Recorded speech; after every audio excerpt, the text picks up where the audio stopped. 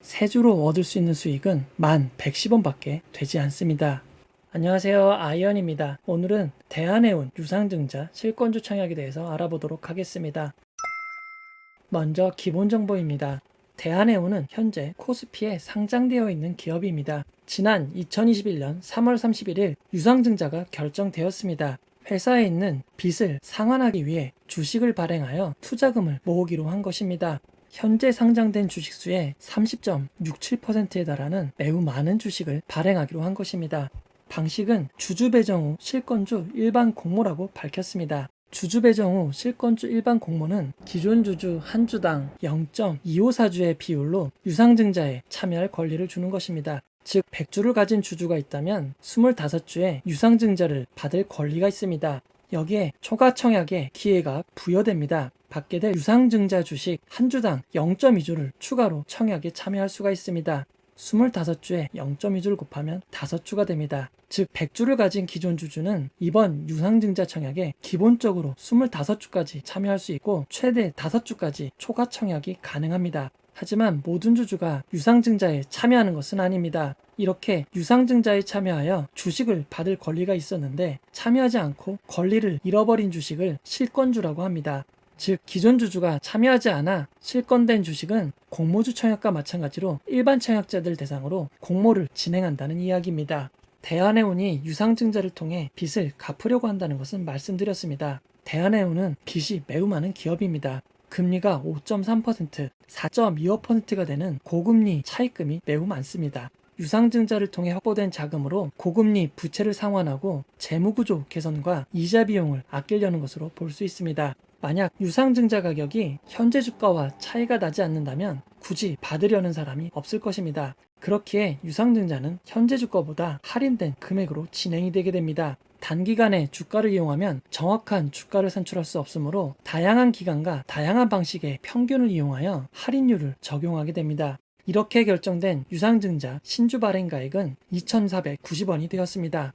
정리를 해보면 대한해운은 원재료를 선박으로 운송하는 해상 화물 운송과 원자재 판매 및 구매를 하는 회사입니다. 현재 종가는 3,445원이고 유상증자 확정 모집가액은 2,490원이 되었습니다. 종가 대비 할인율은 27.7%입니다. 증권사는 KB증권 단독으로 진행이 됩니다. 참여하고 싶으신 분들은 KB증권을 통해 참여하시면 됩니다. 일정 정보를 안내해 드리도록 하겠습니다.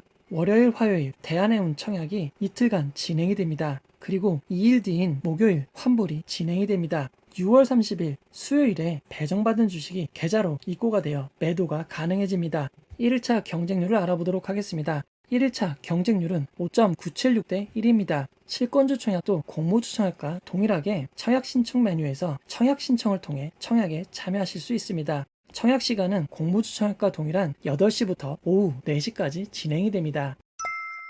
청약 규모에 대해서 알아보도록 하겠습니다. 방식이 주주 배정 후 실권주 일반 공모이기에 실권주가 발생해야만 일반 공모로 진행이 됩니다. 지난 6월 10일 기존 주주들의 청약 결과가 발표되었습니다.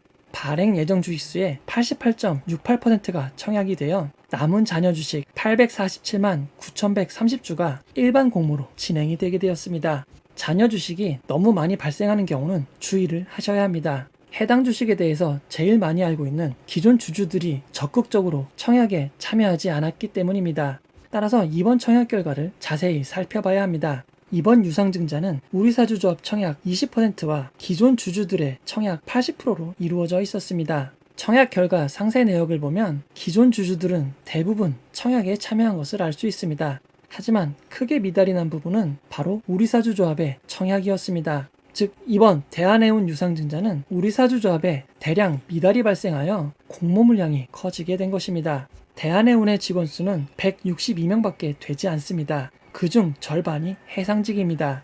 해상직인 분들은 참여가 원활하지 않았을 수도 있고 1인당 92,477주로 약 2억 3천만 원의 큰 규모입니다. 따라서 여러 사정상 전부 청약되긴 어려웠을 것 같습니다.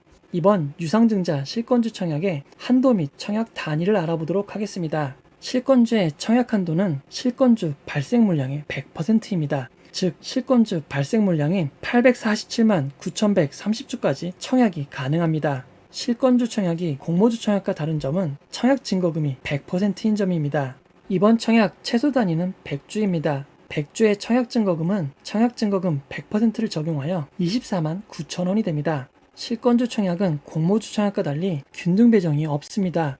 전부 비례 배정으로만 진행이 됩니다. 따라서 경쟁률에 따라 한 주도 배정받지 못할 수 있는 점 주의하셔야겠습니다. 그리고 청약 주수가 늘어남에 따라 청약 단위가 급격하게 늘어나고 있습니다.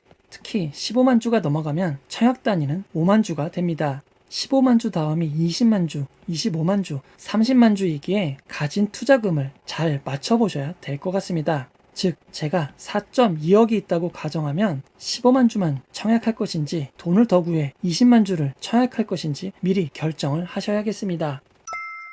지난 실권주 청약과 비교를 해보도록 하겠습니다. 작년 12월에 진행된 두산중공업은 약 6만 주의 실권 물량이 발생하였습니다. 약 6억 원 규모의 청약 규모였고 할인율은 30.69%였습니다. 경쟁률은 매우 높은 3,009.78대 1을 기록하였습니다. 실권주 청약에 몰린 청약금은 1조 8천억 원입니다. 에어부산은 대한해운과 마찬가지로 우리사주조합의 청약이 대폭 미달되었습니다. 120만 주의 실권 물량이 발생하였고 금액으로는 33.43억 원입니다. 할인율은 30.38%였고 경쟁률은 678.81대 1이었습니다.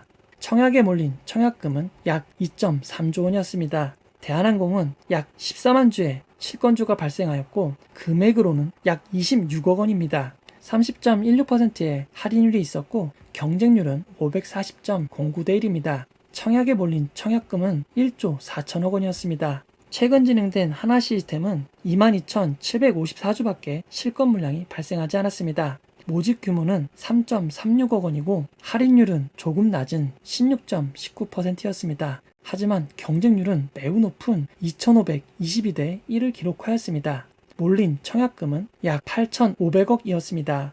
대한해운의 모집 주식수는 약 850만 주로 상당히 많은 편입니다. 모집 규모도 이전 실권주에 비해 매우 큰 규모인 것을 알 수 있습니다. 약 211억 원입니다. 할인율은 하나시스템보다 큰 27.72%를 기록하고 있습니다. 그럼 지난 실권주의 실제 수익은 어땠을까요? 두산중공업은 청약 당시 주가 대비 할인율이 30.69%였습니다. 하지만 상장일이 다가오자 주가는 소폭 하락하였고 유상증자 주식의 상장일 종가는 청약 당시보다 조금 내려간 25.24%를 기록하였습니다. 그래도 25.24%의 수익률은 매우 괜찮은 수익이라고 할 수 있습니다. 하지만 두산중공업 실권주 청약의 경쟁률이 약 3,000대 1을 기록하였었습니다. 그 결과 1억을 청약에 참여했다고 해도 3주밖에 받지 못했을 가능성이 매우 높습니다. 3주로 얻을 수 있는 수익은 1,110원밖에 되지 않습니다. 즉 실권주 청약은 기대할 수 있는 수익이 공모주 청약보다 상당히 낮습니다. 여기에 경쟁률마저 높다면 실제 수익은 매우 미미할 수 있는 점을 항상 주의해야 합니다. 에어부산의 경우 청약 당시 할인율은 30.38%였지만 이후 주가가 더 많이 하락하여 상장일 종가로는 약 15%의 수익을 기록할 수 있었습니다. 에어부산의 경쟁률도 약 680대 1로 아주 낮은 편은 아니었습니다. 그 결과 두산중공업보단 수익이 높지만 1억을 투자한 결과로는 만족스럽지 못한 수익이 발생하였습니다. 대한항공의 경우 청약 당시보다 주가가 크게 하락하지 않았고 경쟁률도 상대적으로 낮은 편에 속했습니다. 그 결과 두산중공업의 7배가 넘는 수익을 올릴 수 있었습니다. 하나시스템의 경우 할인율이 기존에 비해 높지 않습니다. 게다가 경쟁률도 매우 높은 수준을 기록하였습니다. 하나시스템으로 만족할 만한 수익을 올리려면 상장 전까지 주가가 큰 폭으로 상승해야 될 것 같습니다. 실권주 청약은 경쟁률이 높으면 실익이 발생하기 어렵습니다. 그렇다면 대한해운은 어떻게 될까요? 대한해운은 모집 규모가 지금까지의 실권주 청약 중 상당히 큰 편에 속하고 있습니다. 따라서 기존 실권주 청약 대비 경쟁률이 낮을 가능성이 매우 높습니다. 만약 두산중공업에 몰렸던 청약금만큼 청약에 참여한다면 경쟁률은 100대 1이 되지 않습니다. 가장 높았던 에어부산의 청약 증거금이 몰린다고 하더라도 약 107대 1의 경쟁률을 기록할 것입니다. 물론 이보다 매우 많은 5조 원의 청약 증거금이 몰린다면 경쟁률은 약 240대 1까지 올라갈 가능성도 있습니다. 하지만 그렇다고 해도 지난 실권주 청약들의 경쟁률에 비하면 조금 낮은 수준입니다. 물론 최종 수익은 대한해운의 상장일 주가에 달려 있습니다. 상장일인 6월 30일 주가가 유상증자 가격보다 높으면 높을수록 이익이 됩니다. 혹시나 그 사이에 주가가 유상증자 가격보다 하락한다면 손해가 발생할 가능성도 있습니다. 주가는 예측하기 어렵습니다. 결론을 내려보도록 하겠습니다.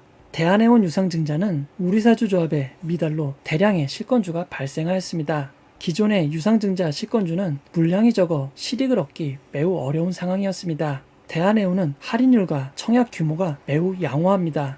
이런 점에서 해볼 만한 유상증자 실권주 청약입니다. 다만 상장일 6월 30일까지 주가가 공모가보다 높아야 이익이 됩니다. 주가는 장담할 수 없습니다. 배정받은 주식을 바로 팔지 않는 기존 주주들과 달리 바로 이익을 챙기려는 청약이 많다면 상장일 주가에는 악영향이 있을 수밖에 없습니다. 상장일 주가가 하락한다고 생각하시면 상장일 2일 전부터 주식을 미리 매도할 수 있는 권리공 매도도 알아보시면 도움이 될 것 같습니다. 2일차 경쟁률과 기대 수익을 잘 따져보시고 청약을 결정하시면 될 것 같습니다. 좋은 결과가 있기를 기원하도록 하겠습니다. 공모주와 관련된 대부분을 다룬 제 책 공모주 퍼펙트 투자 전략이 나왔습니다.